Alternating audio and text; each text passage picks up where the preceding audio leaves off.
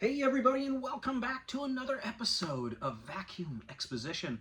I, of course, am Carl, here to bring you another interesting episode. Now, today's episode is going to be a little bit different than what I normally do. Of course, for those that are new, I usually take one or two machines maybe that are very, very similar, and usually I do a little bit of history lesson on it, and then we'll look at some of the features, and then do a run demo, and then we'll wrap it up with a nice bow on it, and well, move on to the next following week. So today is not going to be like that. Now we're doing it a little bit different, and I've been asked to do this a couple of times, as I have been working on vacuum cleaners for a very long time. Incidentally, for those that are wondering what's going on, right behind me, if you see there's some black lights going, I figured I'd turn on the lights for my uranium glass collection.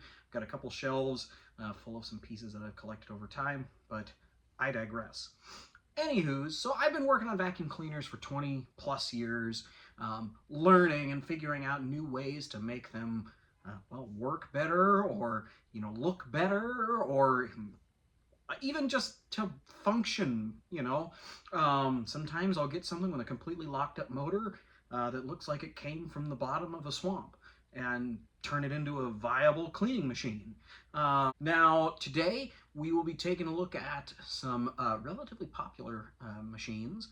Now, today I am going to show you guys one of my most recent fixes that I've actually done on a couple machines now, and they have proven to be very, very good fixes, and they have lasted so far and made the machine twice as good in the regard that was fixed. So let's get on to the video, and I'll show you, well, a new repair that I've figured out. Well, everybody, I'm sure you noticed in the thumbnail, which is probably why you're watching, but either way, here's what we have to talk about today. Now, for those that don't know what these are, this is a 1995 Fantom Thunder. Now, this is a 12 amp model. This was the highest amperage you could get. This would have been the most common of the Fantom branded vacuum cleaners. In my opinion, I've seen more of these than I have of anything else or any of the other machines that they have ever put out. Fantom was a company that was developed from the Iona vacuum cleaner company in Canada. I did a whole video on the history of Fantoms. Definitely go check it out. I'll put a link in the description to that video. But Fantom vacuum cleaners, essentially, they were one of the first cyclonic vacuum cleaners here in the United States. We got several different models of them, which I talk about in my other video. But basically, they were contracted with James Dyson to use his cyclonic capture technology in their vacuum cleaners. These were very close in resemblance to the Amway CMS 1000 as well as the Clear Track, which is why they look very, very similar. If you've seen those or know what those look like, I also did a video on those. I really hope you check out, because it was a big, big project for me, and I was super happy to be able to do that. But today's video is a little bit different. Now, this is one of the earlier of the late model Thunders, being that, the Thunder did carry over for about 5 to 6 years, and lasted into about 1998, 1999 in terms of sales. We did see them in all types of places for sale, whether that's catalog ordering or Sears or vacuum dealers. We saw these machines all over the place. They were pretty beefy machines. A lot of people absolutely adored them, and in certain cases they did use them in commercial settings. However, there was a little bit of an Achilles heel with some of these machines. For instance, the filters. That was one big thing that James Dyson didn't like about Fantoms, is that they were capitalizing on constantly selling the filters. It had one right up here, and that being a HEPA filter on the side. So effectively what you have underneath this box right here is a blower that essentially is the exhaust that just blows air. And the idea is that it blows through this exhaust box, basically, and cleans the air through a HEPA filter. HEPA filter, of course, gets dirty over time because it's just getting raw exhaust out of the cyclone chamber. So that does need to be replaced. And unfortunately, you cannot wash it and put it back in like you can with some Dysons. So that was a big thing for these machines. It was different than a Dyson product. Anyways, those are the Thunders. They came out with several different models that were previous to this, known as the Domestic. Even Sears sold their own branded one, the Kenmore Destiny, as well as the Kenmore Destiny 2, which was a different vacuum, but either way. Now, this being one of the earlier Thunder labeled models, we do see some changes. For one, being the big 12 amp rating on the front hood, that would change to a much smaller little decal on the last of the Thunders. This also had a black cyclone. You can't really see very well just because the original dustbin got stained by something in its past life, and it was well, it's permanently on there. I need to get a whole new bin in order to change that. I tried everything, but sanding and polishing, nothing was happening. So that, unfortunately, was something I could not fix. But you know what? It still works, no problem. So I'm not going to sweat over it. But it is also known as an earlier one because the decal right here is a Thunder, as well as the big Fantom decal up here on the top is actually a, well, like a sticker decal. And on later models, they would become a silkscreen, and I will show the difference. I do have my other Thunder, which is one of the later ones that does have some differences to it as well, but we'll take a look at that in a minute. Now, with this machine, it's kind of an interesting story of how I got it. So I've been looking for Fantoms for maybe, I don't know, a year-ish. It was kind of a pet project that I got into as I got an interest into Dysons. So now I am a fan of both of them. But either way, so I set out to arrange a Dyson and a Fantom collection in order to go with my existing Amway machines, and I started acquiring them with the help of some friends, as well as some really good trade deals and whatnot. Over time, I was able to get some really cool Fantoms, which you could definitely go back and see in that video I have dropped the link to at the bottom. This one being no different. Now, how I got this machine, a good friend of mine, Philip Muller, out of Kansas, when I went to get my late friend Jay Devine's collection, Philip brought me some new toys to also take with me, and this was one of them. It was in pretty sad shape. It needed a lot of attention. It had a lot of use. It was a daily driver, of course, for somebody for a very long time who very much loved it. And it, well, it had seen a life. It had a lot of dirt and grime that was all over it. And it had one fatal issue that many Fantoms had as, well, it was a deal breaker for keeping them sometimes. And I'll show it right here. Now, I'm not sure that you can actually see the repair, but that's actually my goal, is to not be able to see the repair.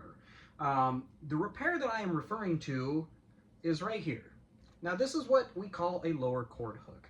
I'll even turn the machine sideways so you can kind of see it right here. That's what holds the cord after you wrap it onto the machine so that it's not just a big floppy mess like this was when I first got it. Now, the lower cord hook on a lot of vacuum cleaners is always a point of failure. Not because it's not useful, not because it's, necessarily designed badly.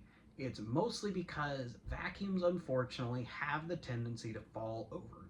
That's when you're using hose attachments, that's when you're, pulling it along, or maybe you trip over the cord, vacuums fall over.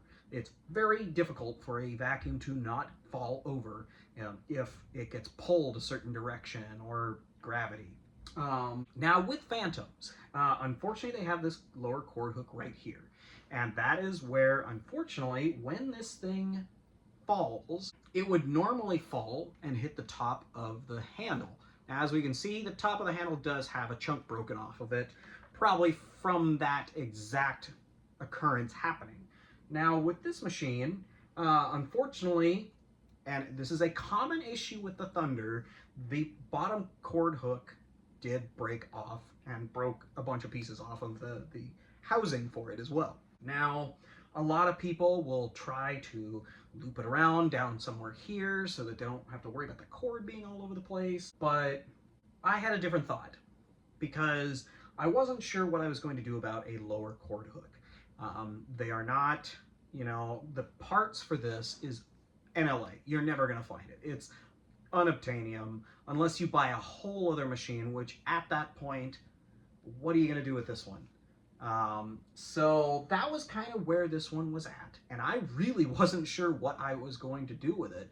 You know, I had another Thunder as well as a domestic that probably could use parts off of it, as well as, well, I mean, who knows, you know? It was a Fantom that I wasn't really sure what I was going to do about. So it lived with me. It definitely was one of those machines that just kind of was there. I wasn't sure what to do with it at the time. I wasn't really 100% certain that I was going to even keep any of it because I just have had so many other projects. But then I got to thinking, and then I got to thinking about, you know, different aspects about this. And I got looking at my existing Thunder and figured out that it was actually a different year and model of the Thunder, which is why this video is being made. And let me pull my other Fantom Thunder out real quick. And here we are. Two Fantom Thunders. Very similar, but different. Now, like I said, this had the bigger paper sticker logo. This had a silkscreen printed logo on the front. Same thing with the Thunder across the front. This is just a sticker on this one. Now, one other detail, this had a blue collection bin, this had a purple. That had a black Cyclone, this had a silver. So this being one of the very last of the Thunders, probably towards that 97, 98 mark, it is missing there's a little tiny 12 amp logo around the front. So that unfortunately is missing, but oh well, not a big deal to me. Honestly, it does the job either way, and this thing looks awesome. The only other thing that this one needs currently, need to find another filter for this, just because the one that was in it, well, it needed to be replaced. But otherwise, other differences, they did make the handle thickness a lot thicker for the later models. It's kind of hard to tell, but you remember the other top is a little bit thinner with a broken piece. This one is quite a bit thicker, almost like a 1/4 inch thick, where that one's like maybe 1/16, an 1/8 maybe. So definitely some differences in these machines. But the important thing is the cord hook. Now, as you can see, this is a standard Fantom Thunder cord hook. It's just a very tight little finger right here that just kind of juts down so you can hook that. Now, when this thing falls, now thankfully this one's a little different, so when this thing falls, it will hit this. It will hit the handle, so that's a little bit better. However, you still leave this part vulnerable for breaking. And it's so small and so thin, you could practically just break it by touching it. Especially with these being from the 90s, and they're a little bit more fragile and brittle than other machines. So that is basically the comparison I have between these two. Of course, there's other things like, you know, black handle release versus purple on this one, but that's little differences that these have. But these are both of my Fantom Thunders, not necessarily domestic. I have one of those too, but either way, these are my two Thunder branded Fantom Thunders. So very, very happy to have both of these in my collection. But that's not all about what we're talking about today. So let's get back to the original and how I was able to fix it. So I got to thinking to myself, I said, self, what are we gonna do here? What's the mission? MO. What's the plan, Chief? Because this machine didn't deserve to be cannibalized, didn't deserve to be junked, didn't deserve whatever fate it would have had it just been a parts machine. So I got to thinking, and I recalled a fix that I had done on a vacuum that I was flipping. And unfortunately, on it was a newer Hoover swivel or something or other thing. I think it was a Hoover Air swivel. Either way, it had a broken cord hook, the lower cord hook, of course. And I had gotten it for free from somebody, and I was trying to figure out what to do. Because unfortunately, with these machines being so hard to find nowadays in terms of parts, well, it was really giving me no options. So I went back to this Hoover idea. And what I had done is I had taken one of those over-the-door coat hooks, and I had trimmed it and essentially made the bended part of it into a cord hook for that. And I swear, if you're not looking at it, you wouldn't notice it just because, I mean, it's covered by the cord 90% of the time. It's just really there to hold the cord. So I got to thinking, I was like, you know, I did that, but it was white. And obviously, these are not. They are all black with some purple and all kinds of stuff like that. So I got to thinking, I was like, I don't know, I don't really want to do that. I don't want to paint anything. So I went to Amazon and I found these. And I'll show them right here. So this is one of those over-the-door coat hooks. So what you would essentially do is you would put it on your door and hang things from here. As you can see, it's got kind of a bend. Now it's made for that so that you can put like a coat hanger on it, as well as hanging something on it. So it's got this rounded hook part coat hanger. So what I did on this is by simply taking this and flipping this, you suddenly have a lower cord hook. Because as you wrap the cord around, it's gonna loop. So as you can see, it goes around this U-bend and loops around. Now, I know what you're asking is, how did I attach it? Turn this back around. Now, you may not be able to tell because I did color match with a paint pen just to make sure that you really couldn't tell that this wasn't factory, but I went ahead and took some screws and was able to drill right through the hook after I trimmed off the bottom. I drilled right through twice to put 2 screws holding it. Now, there's plenty of room between this and the hose that's back here. Because if you know Fantoms, you know that the hose is in the handle, and you essentially disconnect this and pull the hose out. Now, there's plenty of room in here for me to put screw heads. So what I did is I took those screws, I trimmed them up a little bit, and then sunk them in, and honestly, I could still pull this hose out if I really wanted to.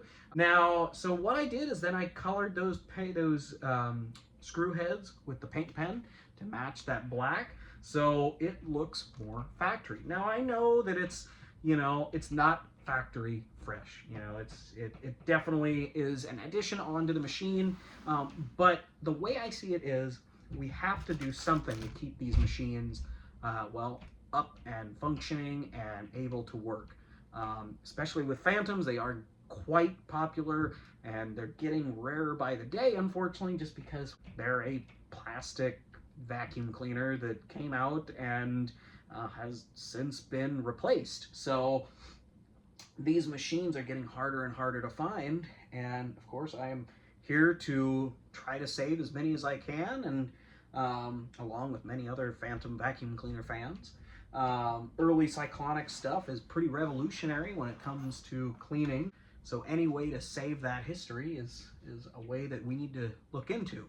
And I know that not everybody will like this repair, but for those that have a Thunder, or maybe, you know, you bought one off eBay and it was $200, $300, $400, and you get it and the shipper put it in a box without any packaging and sent it off to you, and you get the machine and overall it looks great, and you go to put everything together and you find the lower cord hook busted in shipping. Okay, well, let's see if we can go find the part. No parts out there. I mean, that lower cord hook assembly back there is a part that you really cannot find. So what are you gonna do?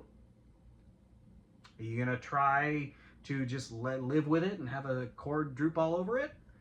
Or would you rather at least have some kind of a method to keep that cord nicely wound up, as well as a fix that's going to be a heck of a lot sturdier than what it was with the factory? Like I showed you on the other one, that's just a little finger of plastic, whereas these coat hooks, these are meant to hold coats, like thick coats. I remember that I was able to actually put like 7 or 8 winter coats on, albeit coat hangers, but I was able to hang them off of these. Not these, but other ones, but either way. So these can handle a lot of strength. And a lot of strength is not a problem when it comes to something like a Fantom. So I implore all of you to look into these. I'll show the Amazon listing for them right here, actually.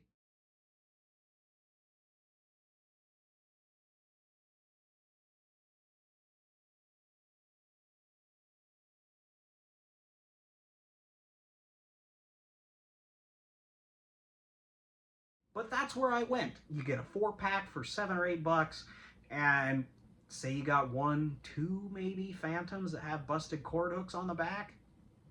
Go for it. Or maybe you have something else. Maybe you have like a Hoover Elite or something like that, and it's got a busted cord hook too. Dang it, got me again. Like I'm saying, this fix is interchangeable for anything. Really, all you do is you cut off that bottom, and you could just sink this onto different things. You don't have to use screws like I do. I use screws because I know that it's going to be stronger, but you can still glue this onto something. In one case, I know that you can probably even heat it up and maybe contour it to like a rounded handle. These things are a vacuum restoration person's best friend, because well, like I said, I fixed a brand new machine with one. I fixed this with one. And I'm sure there's others that are going to need them in the future. So I implore you all to at least consider it an option when you're going to fix one of these machines. It's not easy. I know a lot that just because I have had to restore a lot of these types of things, and well, there's not a whole lot of options. So this is a great fix for if you are well, trying to fix one of these Fantoms. And then there's a lot of other ways that you can fix them for different things, and I'm sure I'll go over that at some point. But this is one of Carl's tech tips for you guys to keeping your Fantoms alive. Now, I promised you all I'd run demo. Of course, we're going to fire this thing up. I absolutely love this thing. I did have to do a little bit of wiring work. The cord had gotten pulled out a little bit too much, so I got it rewired back in. So it is all set and ready. I do think I also need some headlights for this, but unfortunately I don't have those at the moment. But we will still run it and see how it does on the floor. All right, so the Fantom Thunder is ready to rock. We are all plugged in, and let's see how she does.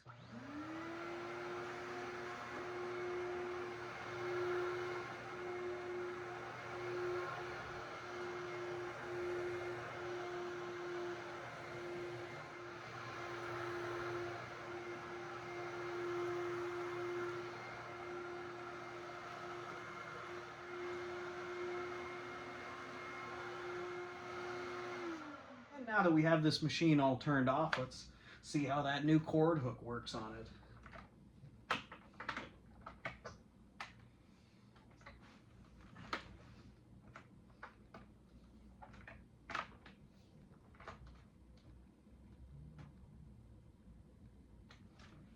Perfect. Wrapped up, looks nice. And this machine is ready to go back to live with the rest of the Fantoms.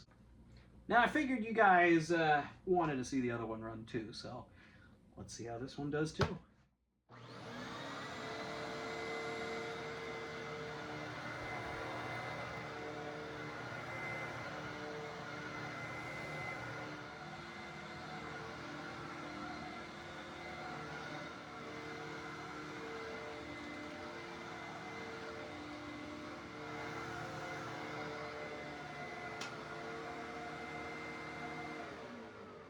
Well, both of these machines did really, really well. I think the other one might need a new brush roll with some new brush strips on it. But either way, it did a fantastic job. And of course, the other one, it is winking a little bit because it needs another headlight. But either way, definitely glad to get both of these up and running and see how they did. So I hope you enjoyed our little run demo. Well, everybody, I hope you enjoyed our video for today on a Fantom fix. I realize that it may not look 100% factory, but sometimes we just have to work with what we got. I know a lot of the time with older machines especially, who hasn't had parts made in 50, 60 years, the only option of getting parts sometimes is to make them. And it's interesting that that's able to be applied for even machines as new as the 90s. Either way, I'm super happy to have these. I'm super glad that I'm not just making one out of two, and that I was able to salvage this one. And you know, it does definitely excite me to have both of them and to continue to make both of them original. This earlier Fantom with the earlier logos and whatnot, it's definitely going to stick around in the collection as kind of a progression of the machines, as well as this one is kind of the end of the era with those. So definitely excited to have both, and you know, it's cool just to be able to see the history and how it progressed over the years. So, but you know what? I hope all you vacuum fans, all you Fantom fans out there enjoyed our little program for today. Of course, we will be back, same place, same guy, different machines, and we're going to continue to look at fascinating, interesting machines as we keep going. So I hope you all have a fantastic rest of your weekend, as well as another great week following that, and we will catch you in the next one. Have a great day, y'all.